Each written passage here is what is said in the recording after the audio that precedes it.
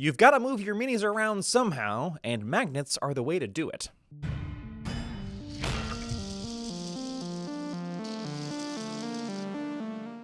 Unless you only play at home, you probably need a way to transport your miniatures. My personal favorite way is with magnets. I put magnets on the bases of my minis and then transport them in metal magnetic containers.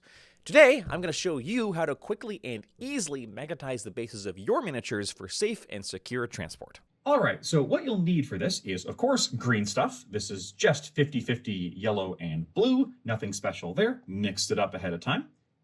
Super glue. I use Loctite gel, but you can use any super glue you're comfortable with. I just find that the control in the gel really helps prevent overspill, which you'll see why that's important. Something to rough up the bottom of a base with. This is just a needle file. You could also use a mold line remover, or even your hobby knife, or, I don't know, your nail if you're hardcore. I'm not. You'll, of course, need the model that you're going to attach the magnet to the base of. You can do this before you put the models on if you'd like. Sometimes when I get models or get bases, I'll attach the magnets ahead of time. But I like having the model on there just because, I don't know, it gives me something to grip onto. And of course, you'll need magnets. These are 2x1 N52 neodymium magnets that I got from Total Element, I believe. Make sure you get neodymium magnets. Don't buy cheap magnets. Get rare earth ones. You need the pull. Otherwise, even a really big fridge magnet will not hold these guys in a safe way. All right, so the first thing you're going to do is take your base, and if you look at the bottom of my base here, you'll see that I've roughed kind of a crisscross texture into it. There's nothing fancy here. All you're doing is taking a file or something like that and scratching in some texture on wherever you plan to put the magnets. On a small base like this, I'll put it in the middle. If it's something like an Underworlds base, I might put it off to the side. If I'm putting multiple magnets on a base, like I would probably do for this one, I might scratch in several places where I plan to put the magnets. Be mindful of where you're putting the magnets, of course. If you're trying to put them where there's overhang and they won't fit, and that's not a good idea. So you're going to rough up your base, get it nice and scratchy. Then you're going to get a small amount of green stuff. You really don't need much here. Make a tiny little ball. There we go. This is about the size of, I would say a pea, but this is a small pea. It's actually, if you look at the size of a magnet compared to the size of our green stuff ball, you can see it's about that size. But you're not going to put the magnet on yet. No, no, no, because we are over-engineering this. We are over-adhesiving. Take your adhesive, your super glue, put a dollop right on where you put the green stuff. There you go. And then quickly put the green stuff ball on it. Squish it a little, not much, because then, like I said, over-engineering, we're going to put a little dab of super glue right where we plan to actually put the magnet. Okay? Then we're going to take one of our magnets. You can use non-metallic tweezers if you have trouble with this. Sometimes I do, sometimes I don't. Put it right there on your green stuff blob, and then squish it. Squish it real good. Squish it right down onto a level, flat, ideally not super gritty surface. Kind of squish it around a little bit. And what you'll end up with is this. As you can see, it's nice and squished in. You want to kind of pinch it in there if there's some gaps or something like that before anything's dry. You can do that. And there you go. Now, if you're having trouble with the green stuff sticking to your surface that you're squishing it to, you can wet that surface. You could use Vaseline. You could use a little bit of water. You could use a little bit of spit if you're the brush licking type. What you don't want to do is, as you can see by the state of my mat here, this will dirty up whatever you're using. So maybe don't do this on your nice kitchen table. Take a, these cutting mats are super cheap. Honestly, they're great to get. And that's it. That's all you have to do. Now, I'm just going to set this to dry for, probably a full day just to be safe. What you don't want to do in the meantime is you want to avoid picking it up and moving it too much. You want to avoid putting it near other magnets just in case.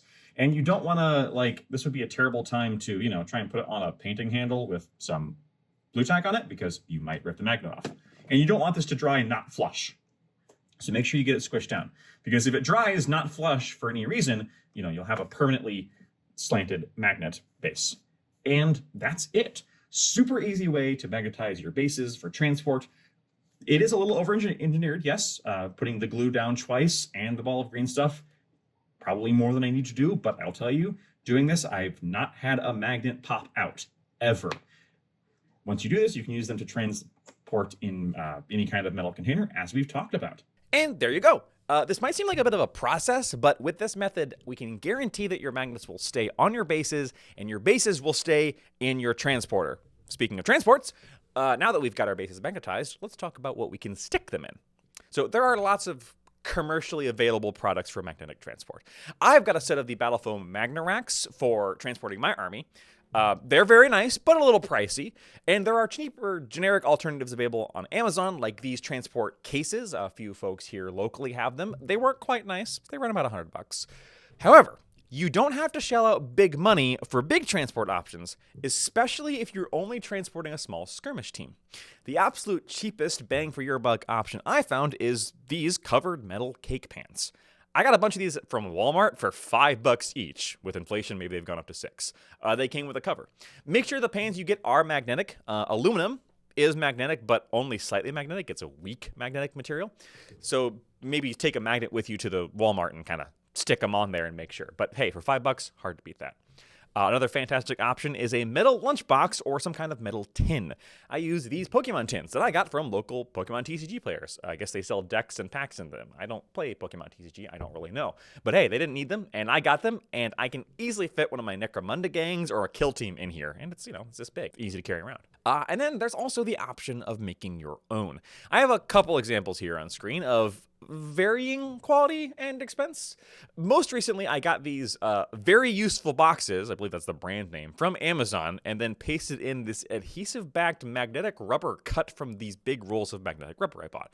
This was easy and relatively inexpensive, but these magnetic rubber sheets aren't very strong, and I found myself needing to use bigger magnets to compensate. My very first attempt was the storage boxes. I bought the storage boxes from, I think, my local hardware store, Menards, and then I bought online some cheap, thin, galvanized steel sheets and used tin snips to cut them to size, then used double-sided carpet tape to stick them to the bottom of the storage box. This is magnetically the strongest option I have, because it's galvanized steel, and the carpet tape is still sticking 6-7 years later. But the galvanized sheets themselves weren't too cheap. I think it was like $11 for a sheet, and the edges of the steel are sharp after you cut them. Whether making your own storage is worth it or not is going to depend mostly on what materials you have access to, what your needs are, and, of course, how handy and crafty you want to be. And that's it. That's magnetizing your minis and your bases.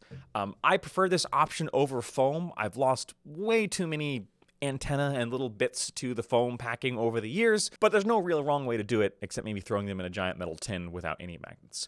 But hey, if this helps you out, let me know below what your storage methods are, because maybe I'll learn something from you, and I hope that you learn something from me. Until next time.